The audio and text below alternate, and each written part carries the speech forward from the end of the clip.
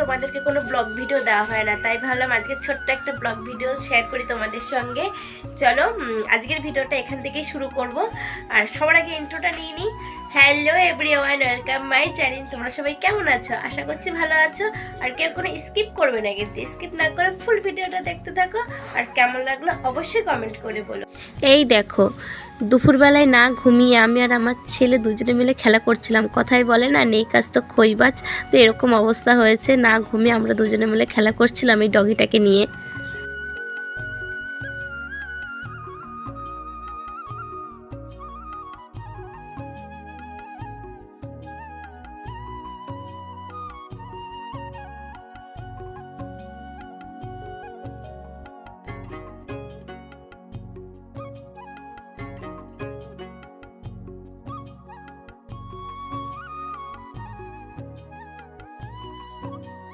অনেকক্ষণ ধরে খেলা করার পরে কিন্তু চলে আসলাম রাতের খাবার রেডি করার উদ্দেশ্যে। অনেক দিন ধরে ভাবছিলাম লুচি করব, কিন্তু সময়ের কারণে করে উঠতেই পারছিলাম না। শুধু লুচি খেলেই হবে, ময়দাটাকেও তো ভালো করে মাখতে হবে নাকি? চলো আগে ময়দাটা ভালো করে মেখে নিই।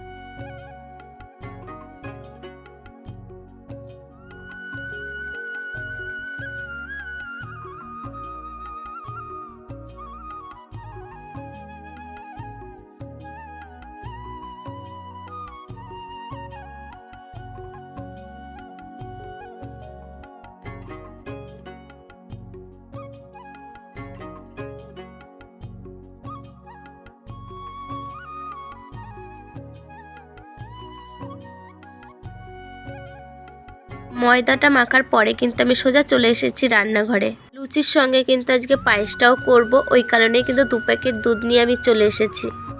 জানো তো, দুধের প্যাকেটটা কাটতে গিয়ে হাঁড়িতে ঢালতে গিয়ে আমার কতটা দুধ পড়ে গেল।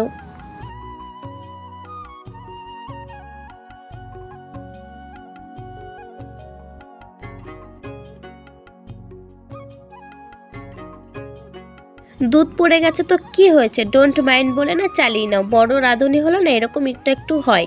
তারপরে কিন্তু আমি তোমাদের দাদার সঙ্গে একটু পাকামো করে না দুধের হাঁড়িটা গ্যাসে বসিয়ে দিয়েছি।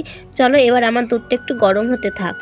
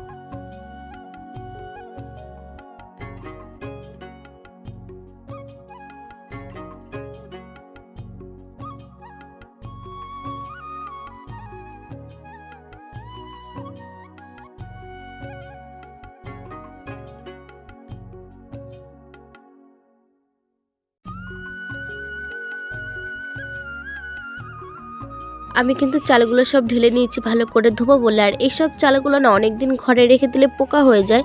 তো চালগুলো আমি ধোয়ার সময় খুব ভালো করে দেখছিলাম যে এর মধ্যে আবার পোকা হয়ে যায়নি তো।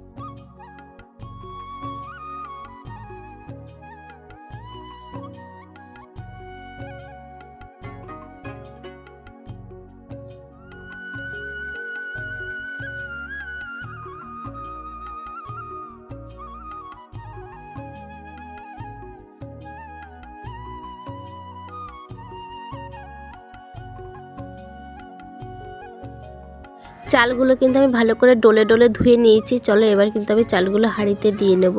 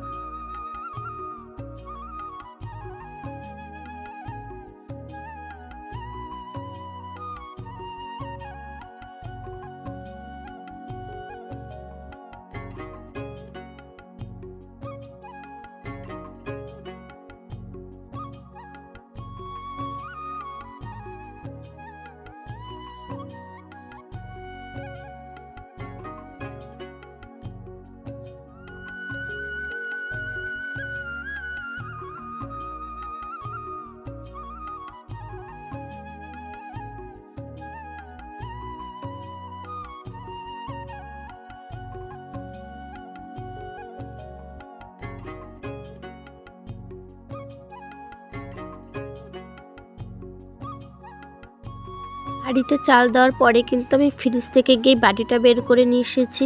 এই বাটিটার মধ্যে অনেকটা দুধের সর আমি তুলে রেখেছি ঘি বানাবো বলে। আমার বাবু যেহেতু ঘি খায় সেই কারণেই কিন্তু আমাকে ঘরে তৈরি করা ঘিটাই খাওয়াবো। ওই কারণে কিন্তু দুধের সরগুলো সব আমি এক জায়গায় করে রেখেছি, সেটাই কিন্তু তোমাদেরকে আমি বলছিলাম। দুধের সর কিন্তু আমার তোলা কমপ্লিট হয়ে গেছে। চলো এবার পায়েসটা ভালো করে রান্না করে নিই।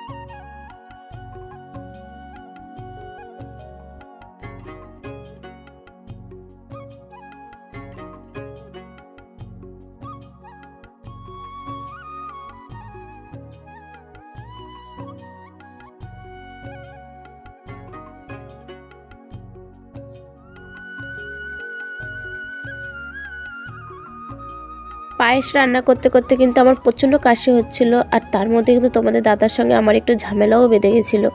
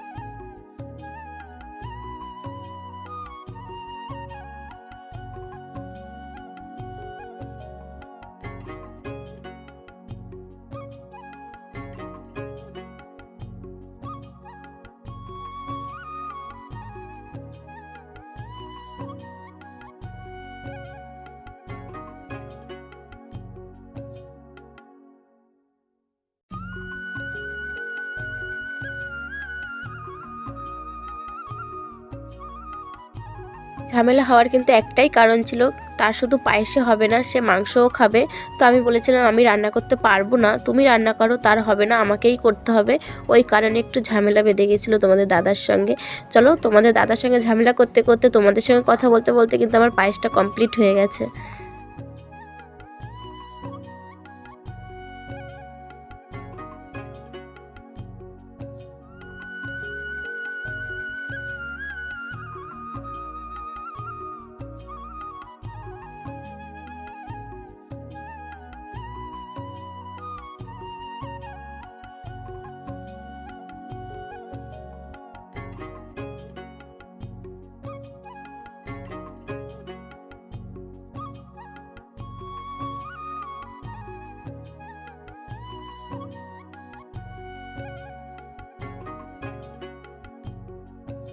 কিছু রান্নাবান্না করার পরে কিন্তু আমি লুচিগুলো করব বলে সব কিছু রেডি করে নিচ্ছিলাম।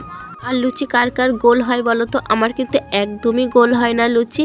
আর আমার প্রথম লুচিটা বেলতে গিয়ে যা অবস্থা হয়েছে, আমি নিজের লুচিটা দেখে নিজেই হাসলাম যে এটা আমি কি বানিয়েছি, ফুটো ফাটা এটা আমি কি বানিয়েছি। তোমরা দেখলে তোমরা নিজেরাই হাসবে এটা কি হয়েছে।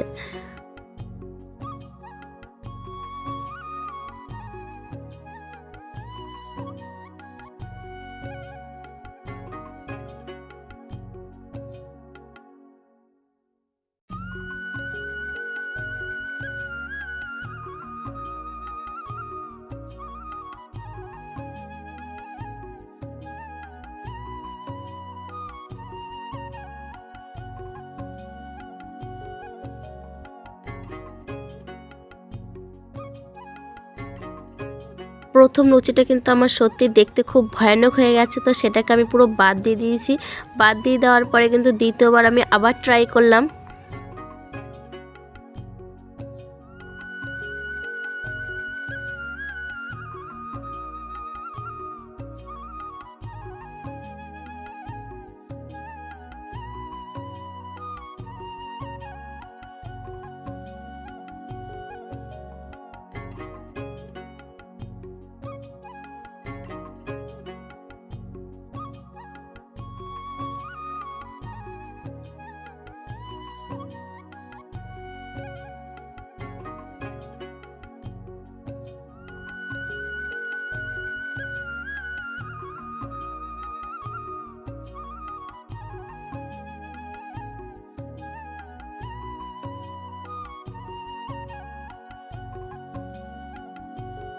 লুচিগুলো কিন্তু আমি একটা গোল করতে পারিনি, বাট যেরকম করছিলাম সেরকমই বেশ ফুলকো ফুলকো হচ্ছিল।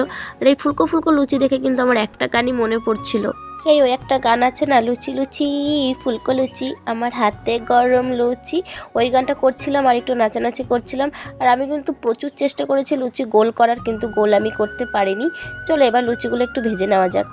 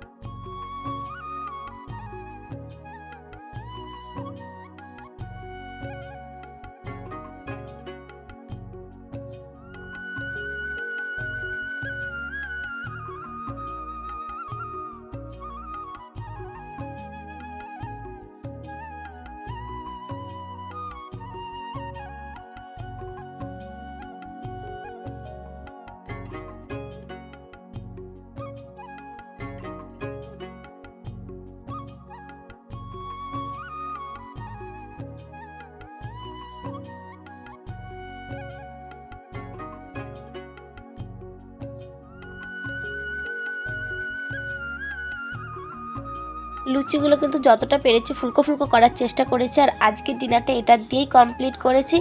ভিডিওটা কেমন লাগলো অবশ্যই বলো। চলো টাটা বাই বাই, দেখাবে নেক্সট কোনো ব্লগে। চলো টাটা।